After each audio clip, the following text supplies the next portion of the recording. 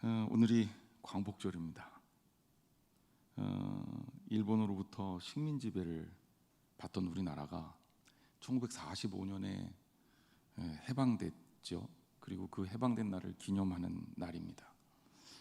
하지만 우리나라의 역사를 좀 살펴보면 해방이 되고 나서도 우리는 어려움을 겪을 수밖에 없었던 게 우리 힘으로 해방된 것이 아니기 때문에 나라를 찾고 나서도 제대로 된 목소리를 못 냈어요.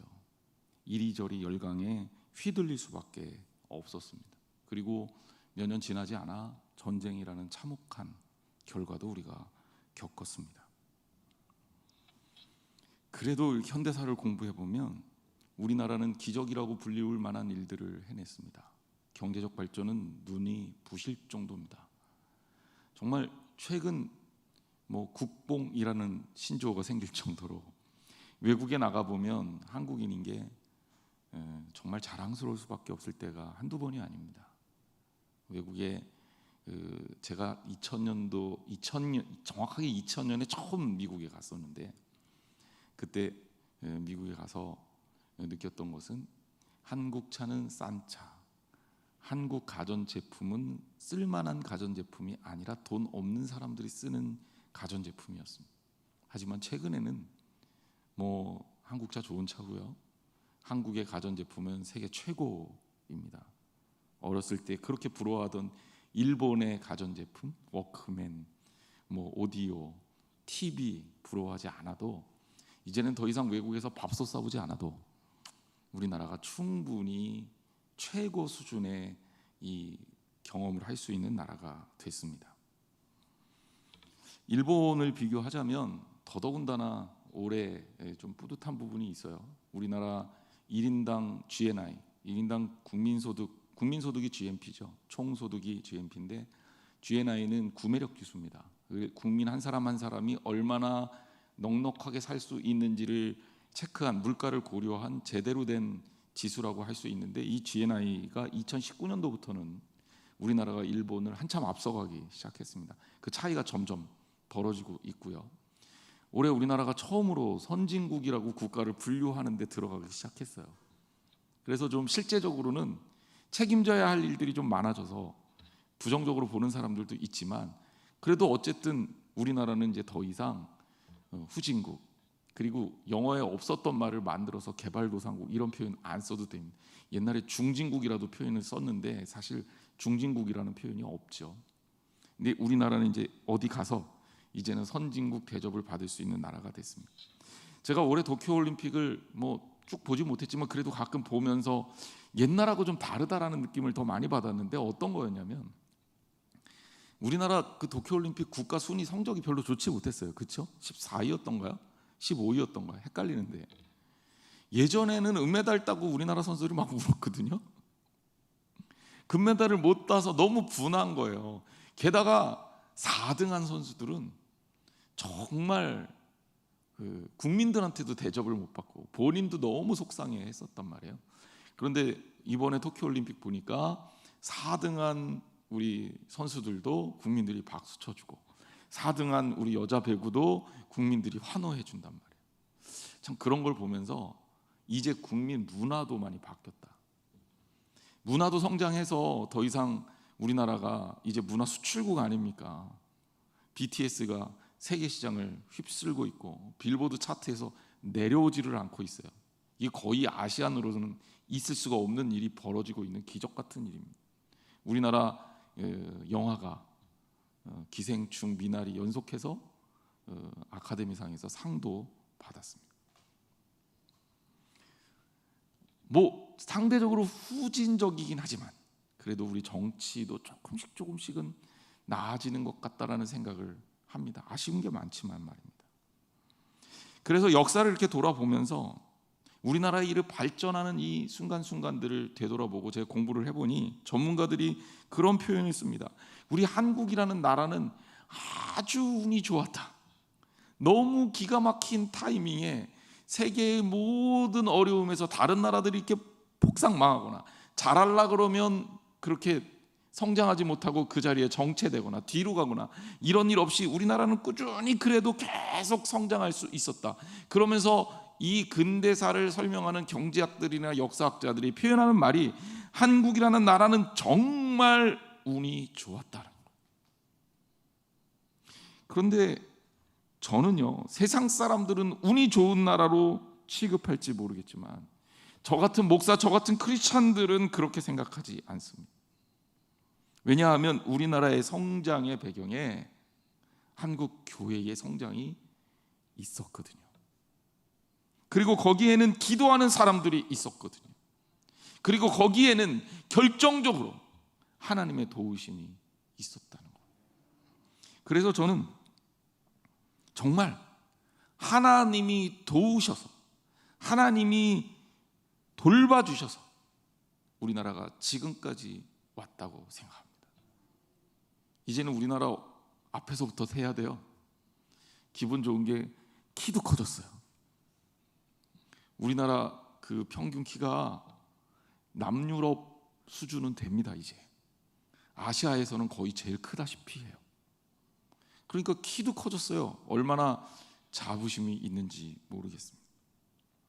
하지만 한편으로 이런 생각을 하게 됩니다. 하나님이 우리를 축복해 주신 이유가 있을 것이다.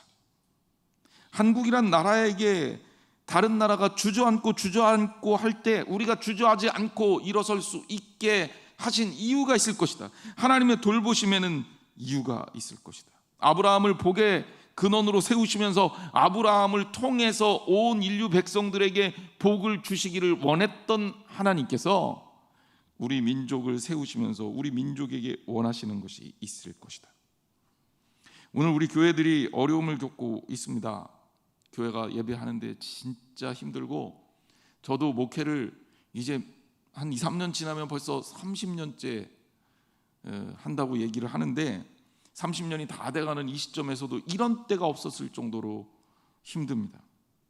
하지만 이런 생각을 동시에 해보는 거죠. 하나님께서 우리 교회를 이렇게 키워주시고 교회를 살려주시고 성장하게 하셨다면 거기에 원하시는 뜻이 있을 것이다. 이제 우리가 그것을 좀 찾아봐야 되지 않겠는가.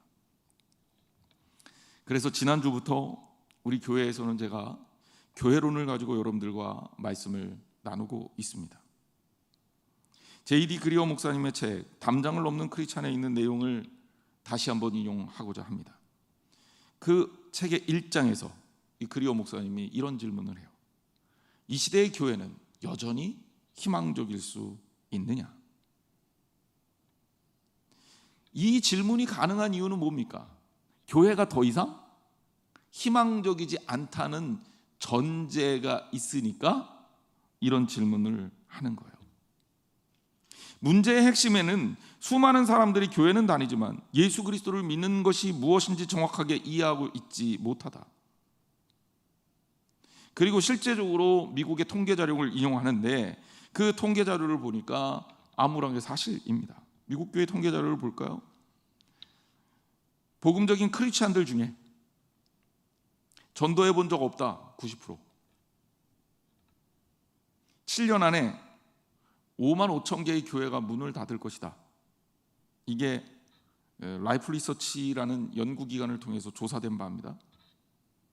그리고 크리스찬들의 숫자는 17%에서 14%로 줄을 것이다.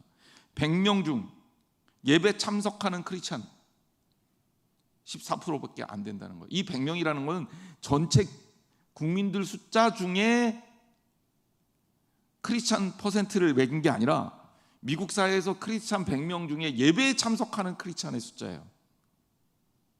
그러니까 이게 얼마나 심각한지 아시겠죠? 미국 교회는 성장이 멈춘 지가 꽤 됐습니다. 그리고 교회들이 감소하고 있죠. 문 닫고 있습니다. 미국의 많은 교회들이 문을 닫고 그래서 그 문 닫은 교회들을 한국 교회들이 사들여서 교회를 하는 경우가 많아요. 그런데 성장하는 교회가 몇 프로냐? 한 명이라도 느는 교회는 20% 정도 된대요. 그런데 그 20%도 회심 성장, 실제로 비기독교인이 기독교인이 되면서 성장하는 교회는 100교회 중에 한 교회도 제대로 안 된다는 거예요. 이게 통계로 나온 이야기입니다.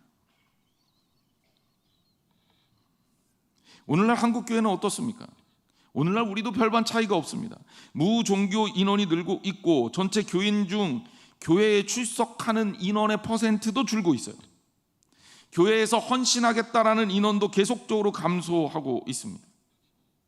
문제가 뭘까? 물론 사회학자들은 이런 통계를 냅니다. 잘 살게 되면 기독교인들의 숫자도 덩달아서 줄고 교회도 어렵게 된다. 이 상관관계를 내고 있어요. 과연 그게 그러면 무엇 때문에 그렇게 되는지는 설명하지 못하지만 적어도 그 관계만큼은 확실해 보인다는 거죠. 그런데 우리는 다시 한번 이런 질문을 해야 합니다. 그냥 통계적으로 그런 관계가 있으니까 그래도 된다? 이게 아니라 교회가 교회로서 자리를 잡고 오히려 더 큰 일을 할 수 있는 교회로 성장하고 그리고 그 역할을 감당해야 되지 않겠는가?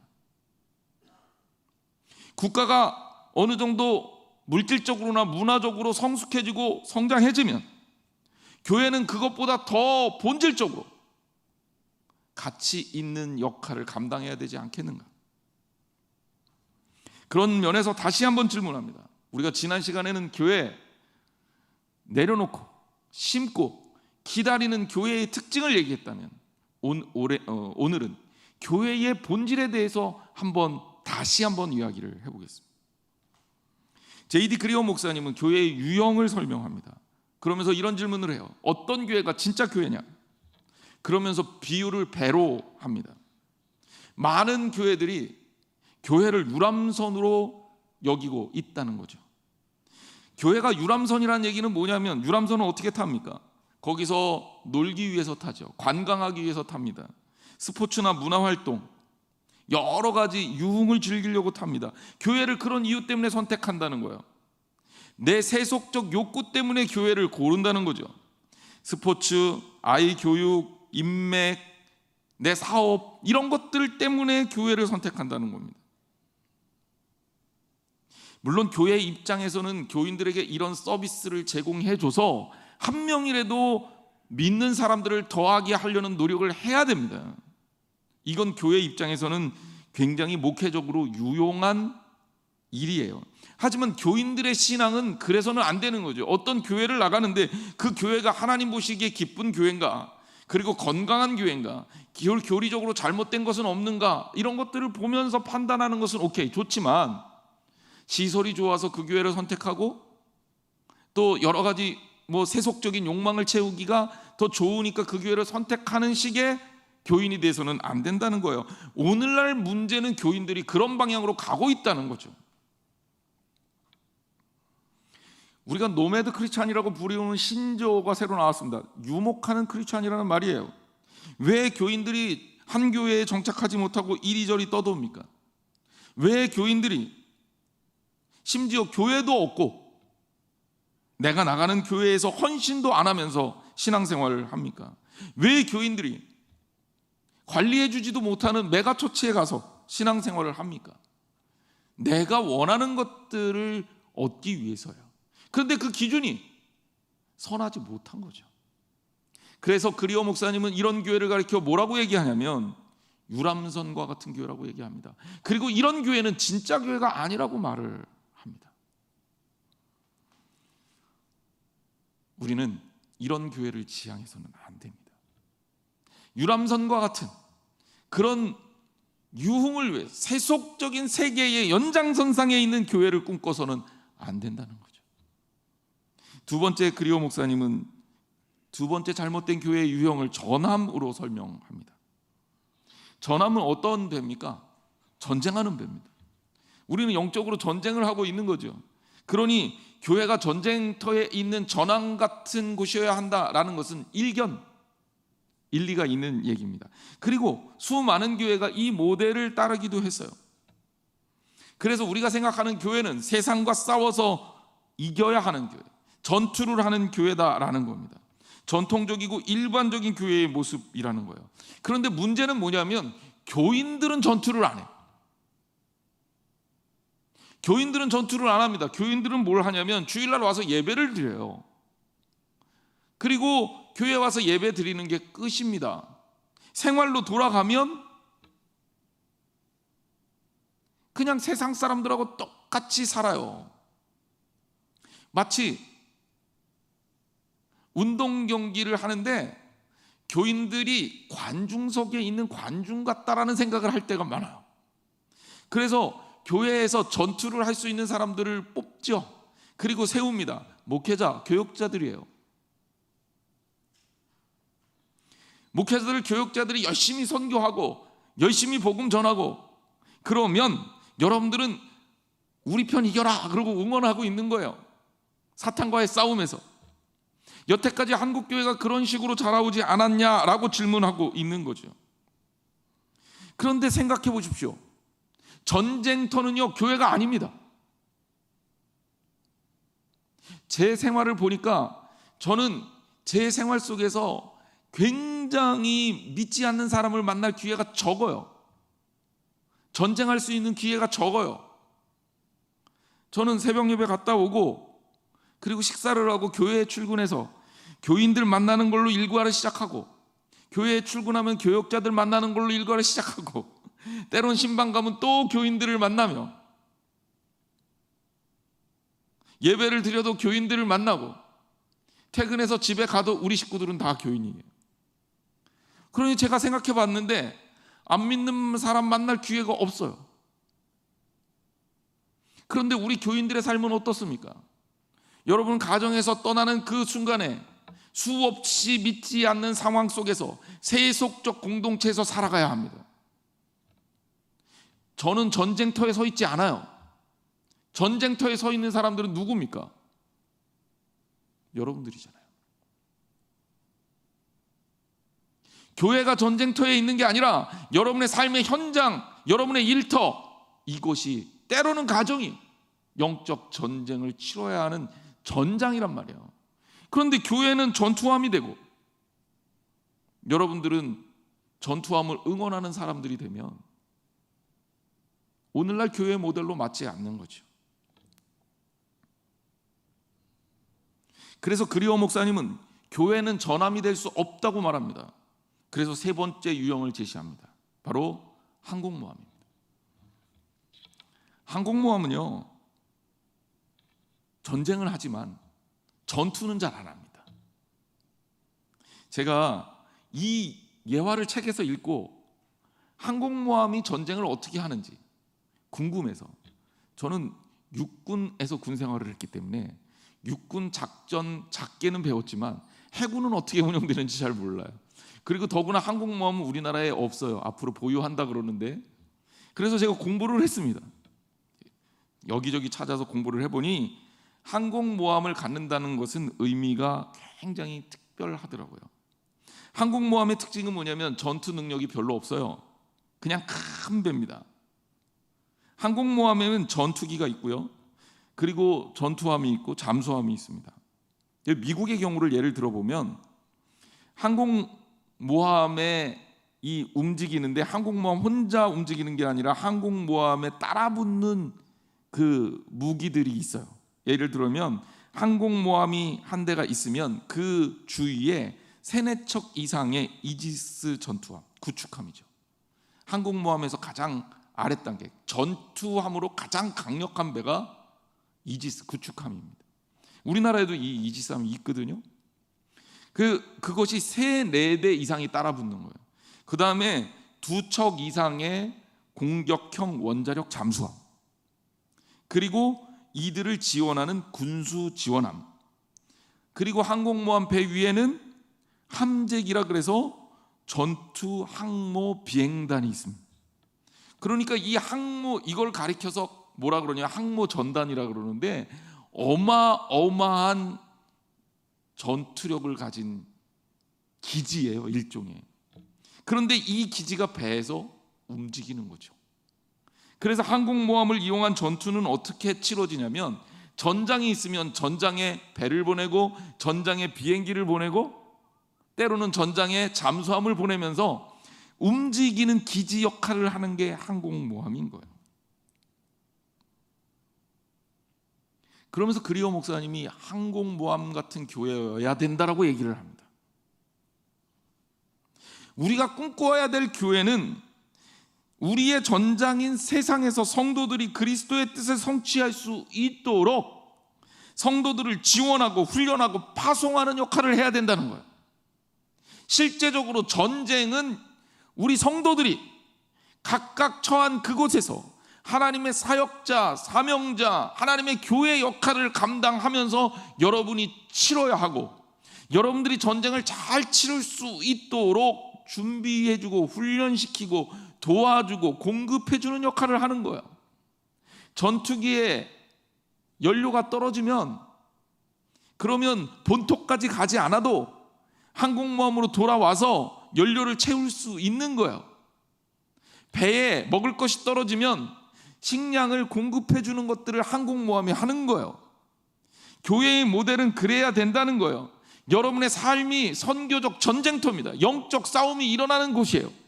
거기에서 만나는 사람들과 여러분은 선교적 사명을 띠고 만나야 합니다.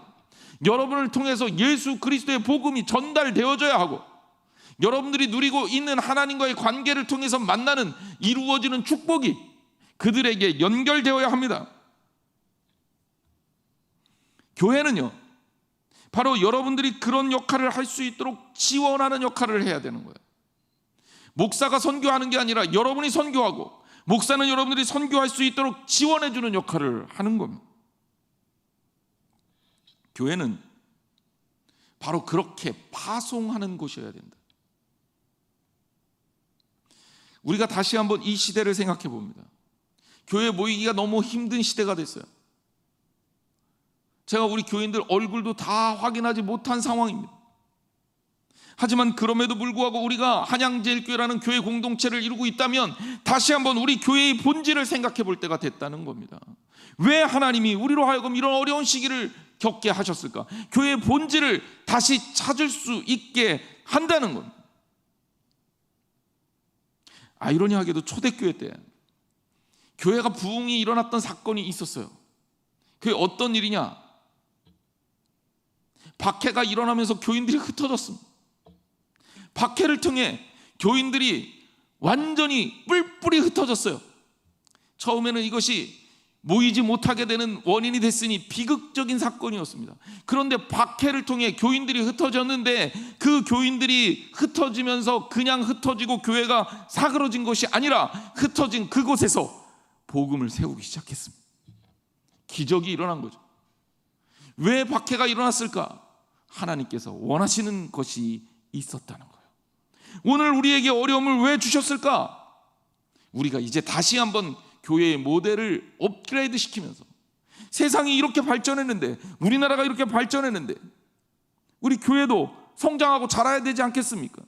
그리고 하나님께서 우리나라를 위한 축복이 요구가 있다면 우리 교회를 위한 요구가 당연히 있지 않겠습니까? 그러면 오늘 이 시점에서 우리 교회의 본질적인 목표와 의미를 다시 한번 좀 찾아야 되겠다. 어떤 사람들은 교회는 시대가 발전하면 당연히 교인들이 주는 거야. 아니, 저는 그렇게 생각하지 않아요. 요즘 그런 얘기 합니다. 음식점을 열 때 장사를 잘 하려면 목이 좋아야 된다. 즉 지리적 이점을 차지해야 된다. 일리가 있는 얘기입니다. 그런데 제가 몇 년 전에 목사님들이 추천해 준 식당을 같이 한번 갔던 적이 있습니다. 제가 어딘지 기억도 잘 안 나는데, 왜냐하면 너무 멀리 갔어요. 어디 뭐 한참 올라가요. 차로 한 20분? 이 정도를 산 꼭대기를 향해서 올라갑니다. 골짜기를 향해서. 인가도 없어요. 사람도 없어요. 이런 데 식당이 있단 말이야. 그러면서 쫓아갔는데, 아니 신기하게 식당 안에 갔더니 사람이 버글버글합니다. 거기는 왜 사람이 그렇게 많을까요? 위치가 좋아서? 장소가 훌륭해서? 시설이 좋아서? 다 아니에요. 왜?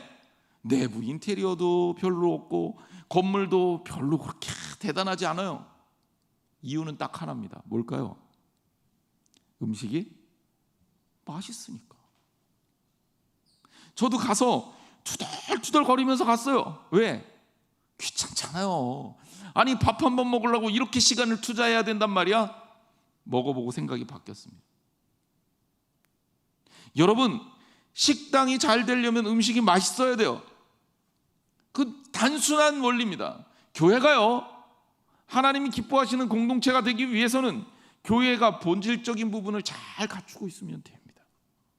우리 교회가 그런 면에서 하나님이 기뻐하시는 정말 본질적으로 훌륭하게 잘 갖춰진 교회가 되기를 주님의 이름으로 축원합니다. 저와 여러분들이 그걸 위해서 노력해야 됩니다. 그럼 본질적 교회의 목표는 뭘까? 미국 목회자들에게 가장 존경하는 목사가 누구냐? 이렇게 물을 때 가장 많이 언급되는 인물이 있답니다. 그게 누구냐면 조나단 에드워즈라는 목사님이에요. 이분이 아주 여러 측면에서 유명하신 분입니다. 이분이 얼마나 유명하냐면 이분이 13살에 예일대학교 입학하고요, 17살에 졸업하고요, 20대 초반에 교수가 된 사람입니다. 그 정도면 천재라고 아니할 수 없죠. 그리고 훌륭한 목회자였어요. 근데 이 조나단 에드워즈가 세 가지의 측면이 균형 있게 발전해야 된다라는 교회론을 내세웁니다. 아주 근본적이고 오래된 그런 이론입니다. 그 이론이 뭐냐면 세 줄 교회, Three Strand Church라는 말이에요. 세 줄이 갖춰져야 된다. 세 가닥이 교회에는 잘 갖춰져야 된다. 그게 뭐냐? 첫 번째, 건전한 교리를 가지고 있는 머리, 그리고 복음을 향한 열정을 갖추고 있는 가슴, 그리고 사랑과 정의를 실천하기 위한 손, 이 세 가지가 교회에 균형 잡혀 있어야 된다라는 겁니다. 여러분, 우리는 어떻습니까? 무엇을 가지고 있습니까? 앞으로 우리가 교회로서의 본질을 갖추기 위해서라면 이 세 가지를 아주 균형 잡히게 열심히 노력해서 만들어 가야 될 필요가 있다고 생각합니다. 여러분, 어느 것 한 가지도 부족함이 없이 정말 설명드린 대로 건강한 교리를 가진 건전하고 아름다운 머리를 갖춘 교회, 복음을 위한 열정으로 뜨거운 심장을 갖춘 교회, 누구보다도 앞서서 주님의 사랑과 공의를 실천하는 교회로 성장하는 저희 교회가 되기를 주님의 이름으로 축원합니다. 자, 이런 교회가 되기 위해서 지난주에 제가 소개했던 인텐셔널 처치라는 책의 저자 랜디 포프 목사님, 교회의 목표와 방향이 분명해야 된다고 말하며 이런 모델을 제시합니다. 트랜스포밍 처치라는 모델을 제시해요. 트랜스포밍이라는 얘기는 몇 년 전에 개봉했던 트랜스포머하고 관련이 있는 거예요. 트랜스포머가 변신 로봇 아니에요.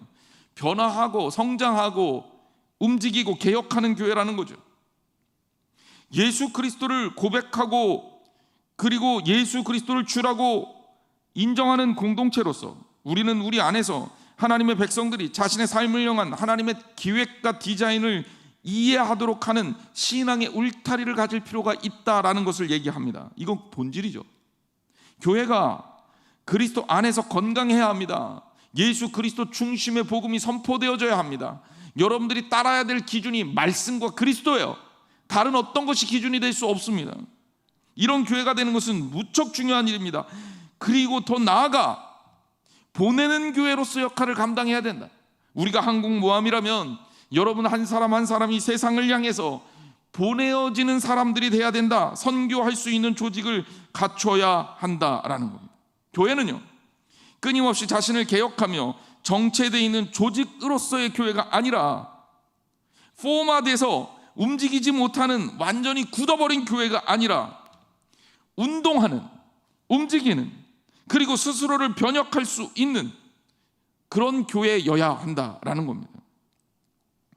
교회의 본질은 여기에 머물러 있는 것이 아니라 여러분들을 통해서 하나님께서 일하시는데 그 의미와 목적이 있습니다.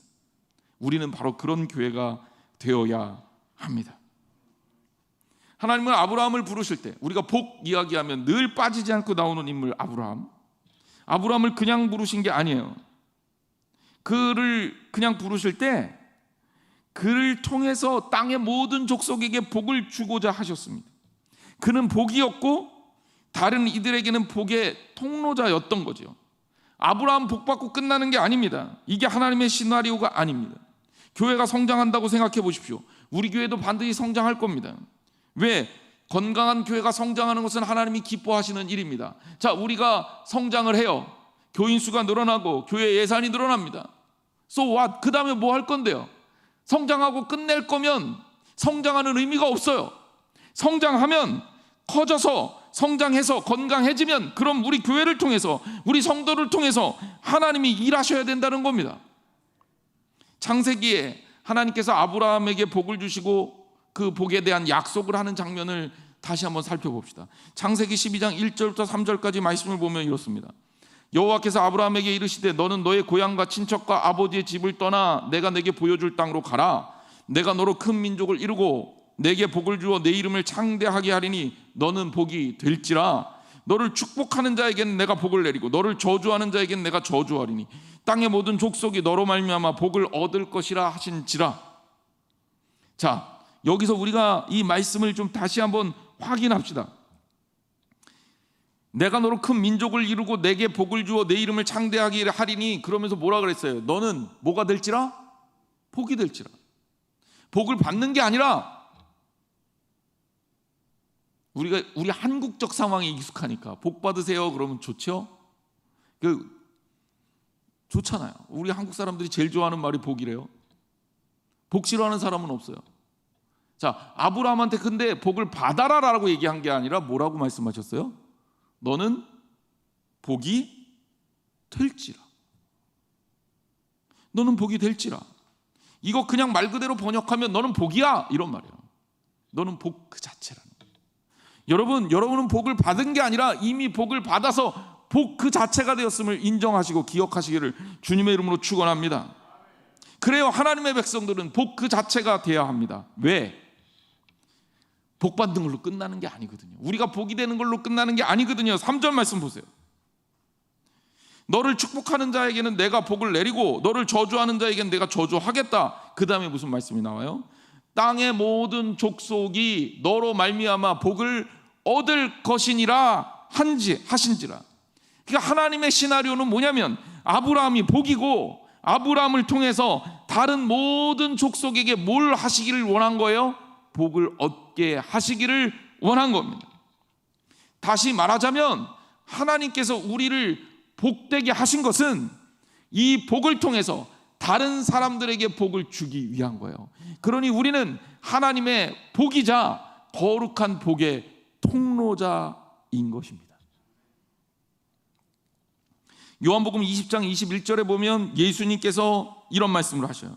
예수께서 또 이르시되 너희에게 평강이 있을지어다. 아버지께서 나를 보내신 것 같이 나도 너희를 보내니라. 주님이 우리를 보내셨어요. 하나님이 예수님을 보내신 것처럼 예수님이 우리를 보내셨습니다. 자, 여러분 생각해 보세요. 여러분 누구에게 무엇인가를 보낼 때 그냥 보냅니까? 그냥 안 보내죠. 뭔가 시킬 일이 있으니까 너 이거 내가 보낼 테니 가서 이거 해 라고 얘기합니다.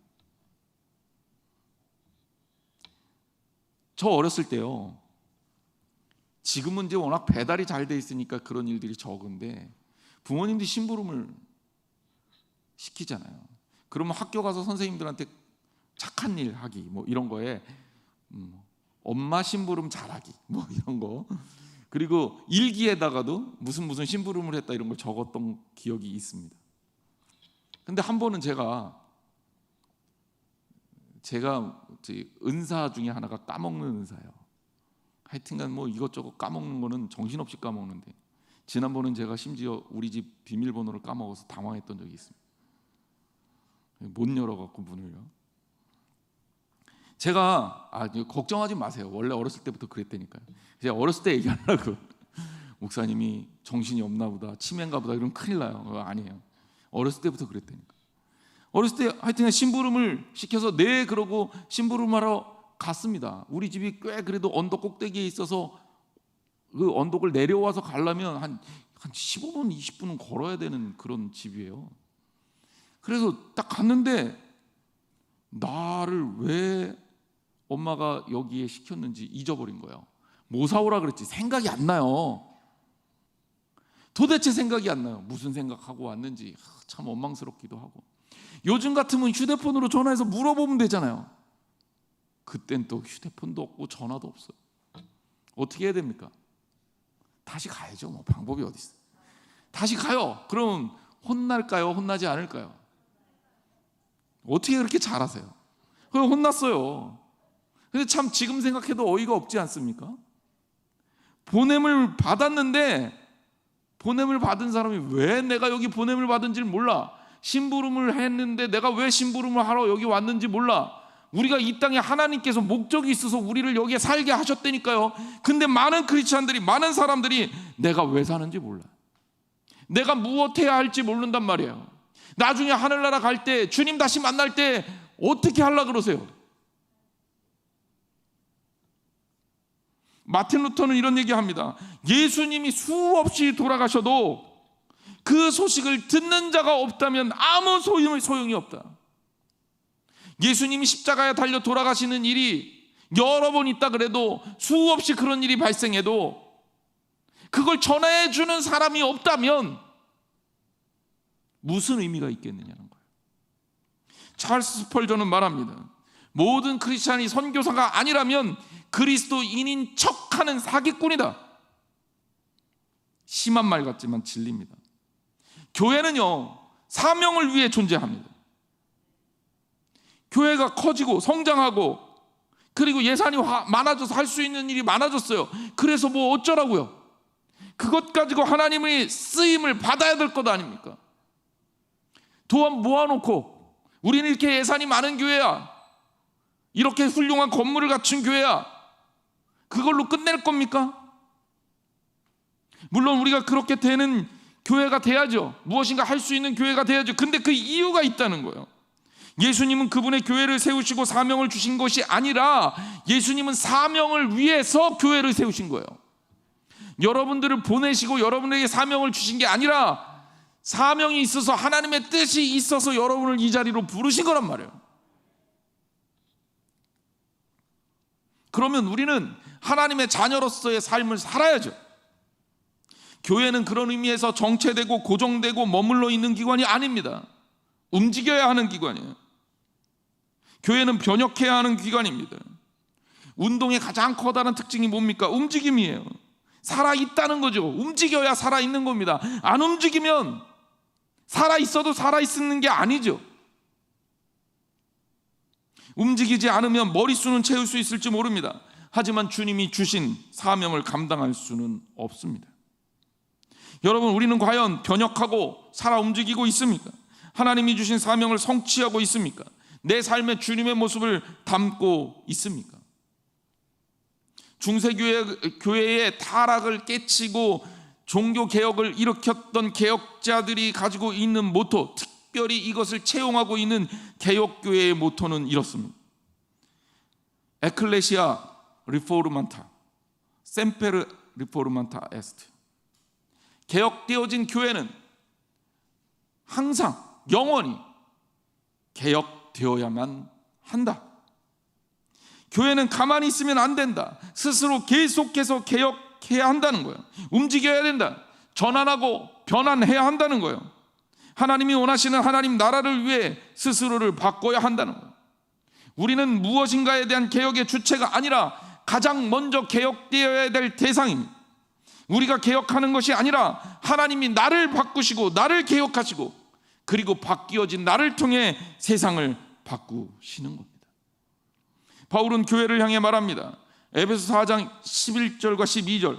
그가 어떤 사람은 사도로, 어떤 사람은 선지자로, 어떤 사람은 복음을 전하는 자로, 어떤 사람은 목사와 교사로 삼으셨으니 이는 성도를 온전하게 하며 봉사의 일을 하게 하며 그리스도의 몸을 세우려 하십니다. 하나님께서 부르셔요. 사도로, 선지자로, 복음 전하는 자로, 목사와 교사로 어떤 사람들을 다양하게 부르십니다. 그런데 그냥 부르신 게 아니라 그것은 뭡니까? 봉사의 일을 하게 하고 그리스도의 몸을 세우게 하려 하십니다. 건강한 교회는 하나님의 손에 붙들려 일하는 교회입니다. 건강하고 본질적으로 아름다운 교회는 하나님께서 일하시는 역사가 나타나는 교회입니다. 여러분 한 사람 한 사람, 삶의 전투가 일어나고 있는 삶의 현장 속에서 그리스도의 증인으로서 최선을 다해 하나님께 드려지고 주님께서 보내신 사명에 적합한 일들을 감당하는 진정한 의미의 교회, 그 교회로서 사라지기를 주님의 이름으로 축원합니다. 기도하겠습니다. 하나님, 우리 한양제일교회 사랑해 주셔서 감사합니다. 위기를 뚫고 지금까지 오게 하심도 감사합니다. 이제 우리가 하나님 앞에서 어떤 일을 감당해야 할지를 더 깊이 고민하게 하시고 우리 교인들 한 사람 한 사람이 하나님께서 기뻐하시는 아름다운 성도로서 보냄을 받은 자로서 살 수 있도록 제자의 역할을 감당하는 능력 있는 성도로 살 수 있도록 주님 도와 주시옵소서. 하나님께서 기뻐하시는 우리 아름다운 성도로서의 삶이 삶 속에서 이루어지기를 원하며 예수님의 이름으로 간절히 기도했습니다. 아멘.